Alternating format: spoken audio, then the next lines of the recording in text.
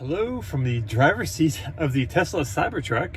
I'm just doing a little delivery job for a friend and got like 13 miles to cover. I've never driven a Cybertruck before. I've sat in it. People who know me know it's not my favorite vehicle by any means stretch. But I am curious about the steering and other different things and just see how this all works. So yeah, hang on and I'll try to give you some impressions as I go along here. So I wish I had a camera mount in this so I could give you my impressions as we go along. I've just gone a little bit. I'm at a red light right now, and I'll turn this off as soon as it turns green. But yeah, this thing's big. Rear wheel steel is interesting. It's kind of creaky. This one's got a fair amount of miles on it. Maybe the most of any Cybertruck ever.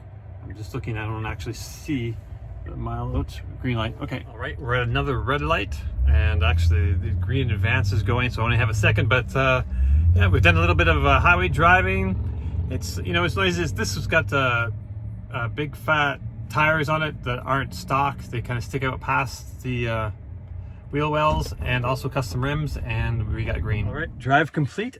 I've made it to actually I'm going to Colton's place, the out of spec detailing channel headquarters, and yeah, Colton's here and he's already checking out the new wheels on this thing.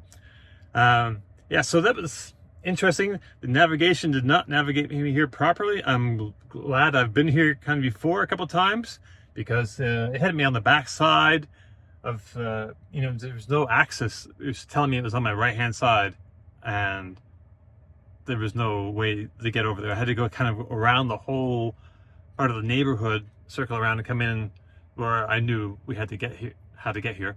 But that's, I guess, more of a Tesla navigation problem than a specific Cybertruck problem. But yeah, overall it's pretty beastly. It feels like a big kind of truck. It's noisy. This thing's got a few creaks in it, like I was saying. It's comfortable enough. It's got good power. This is the tri-motor Beast version, so yeah, you floor it. It's not nearly as crazy as the ludicrous Model S. Oh, the Plaid Model S. But it's great power if you ever need that kind of power. Most people wouldn't, but it's fine. What else? Steering wheel, the steering, it felt pretty normal, until it felt relatively, you didn't really think about it. You put in the inputs you needed to put in, and it worked. I made a big kind of sharp U-turn in somebody's parking lot, and it's great. The rear steering kind of kicks in, and it has a really tight turning radius. Yeah, it does it okay, straightens out. It feels a little funky. I'd like to spend a little bit more time really driving it to get a really good firm impression, especially with the steering, some driving with more steering inputs. But yeah, for the first bit, the acceleration and regen, one pedal driving felt really well calibrated. Braking felt a little bit soft at first, actually, but I got accustomed to it pretty quickly. Seems fine, really. The turn signals, let me turn this around. Of course, the turn signals are on the steering wheel, which I've tried in the Highland Model 3, the Model 3 refresh, and the Tesla Model S, and I'm not a fan. But compared to the Model S, this is nice because it has this little like raised plastic piece here, and you can kind of differentiate. Plus, it actually is a detent. You can actually push the thing, and it works nicely. So, not really a huge bother, actually. I'm kind of surprised it wasn't that big of a pain at all.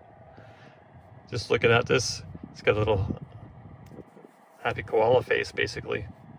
But yeah, I guess I don't know what we should show you. I guess we could walk around the outside and show you the wheels. I guess everyone's seen the Cybertruck; they know what it looks like. It's got sharp edges.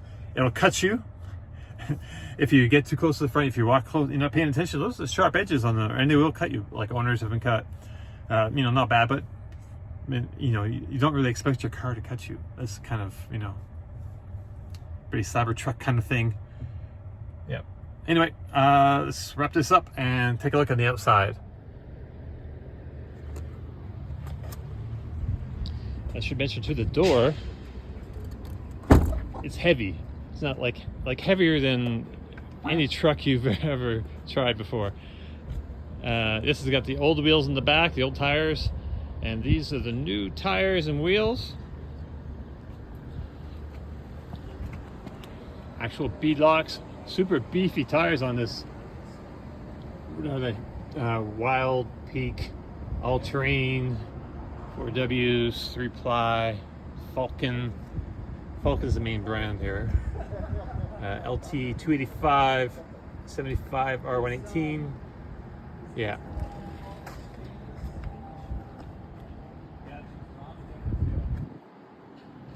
You can see the fitment on them. They're kind of stanced. They sit out past the body. It actually looks a lot better than the stock tires, I gotta say. It looks like proper post-apocalyptic movie vehicle, I guess. Yeah, take a look at this side. Mirrors are all folded up. Yeah. It's from the back. And it can't hold some amount of load. People like to make fun of the Cybertruck, like it can't hold a bunch of stuff. It can. It's actually a pretty decent sized bed. I'm just kind of taking a look in here. Right. Yep, this is kind of cantilevered out here, so you know the full length of the bottom of the bed is not the full length up here. Of course, it's going to be shorter. So I kind of feel like you have to qualify the bed length somewhat, but it's fine. It's your back camera.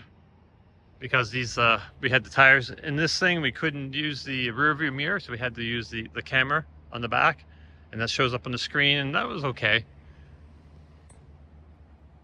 I preferred having a rear view mirror to the camera, really, personally. We've dumped all the air out of the suspension, so it's sitting low right now.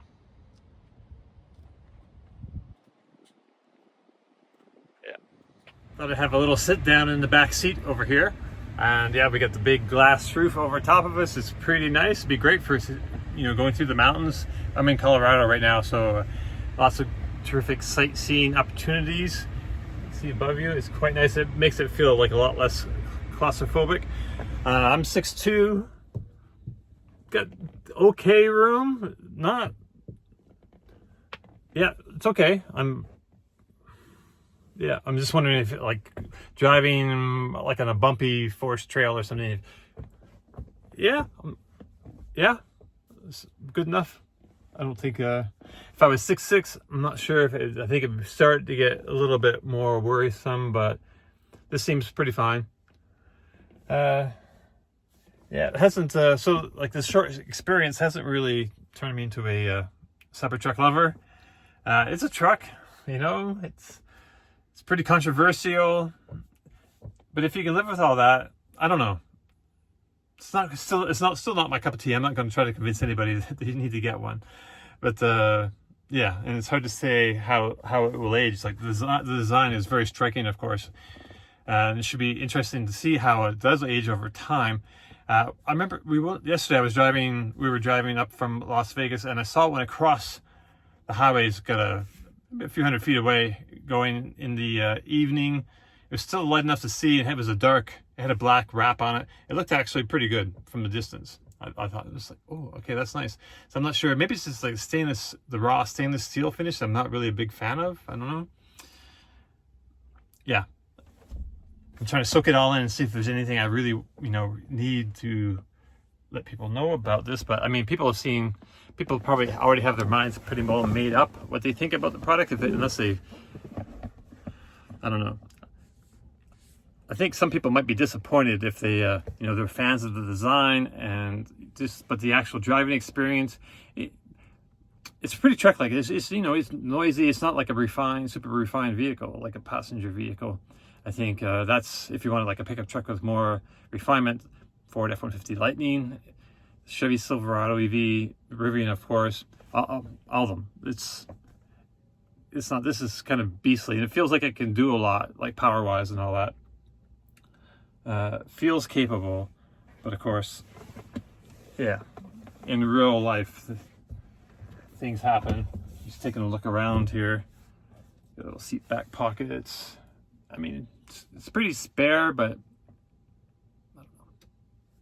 I don't even know what to say about this thing. Leave your comments down below, and we'll see you in the next one. Oh, before I go, Martian wheels. Those are the wheels that we showed you on this. Those are brand new from Martian. And if you have a Cybertruck, you know, look them up on the web and put in your order, because they definitely look way better than the stock tires. And they're bead locks, so great for off-road. You can air down quite far without worrying about the popping off the tire. Yeah. Exiting the rear seat, just press this little button here, and it opened. I can hear it open.